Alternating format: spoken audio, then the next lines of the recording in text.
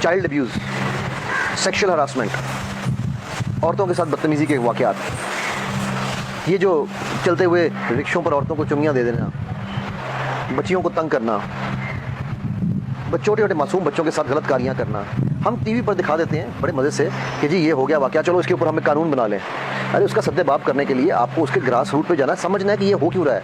तो ये जो पोर्नोग्राफी है, ये उसका पहला कदम है। जी हाँ, जो पोर्नोग्राफी एडिक्ट्स होते हैं मेजॉरिटी, अच्छा इनके साथ बचपन में भी कुछ ना कुछ गलत हुआ होता है, और फिर बचपन से ही मैं भी एक बच्चे के साथ केस, मेरे पास एक आया सेशन के लिए बच्चा, और मुझे कहने लगा कि सर मैं 6 या 7 साल का था, तो मेरे कज़न थे, वो 10 साल के थे, 11 साल के, वो मुझे दिखाया करते थे कि ये देखो देखो, और मुझे अपनी गोद में बिठा लिया करते थे। बड़े भाई थे इसलिए मैं गोद में बैठ जाता था। फिर वो मेरे साथ जो हरकतें करते थे, अगर मैं वो हरकतों में उनको रोकता था तो वो मुझे मारते थे, और उस खौफ से मैं उनको रोक नहीं सकता था।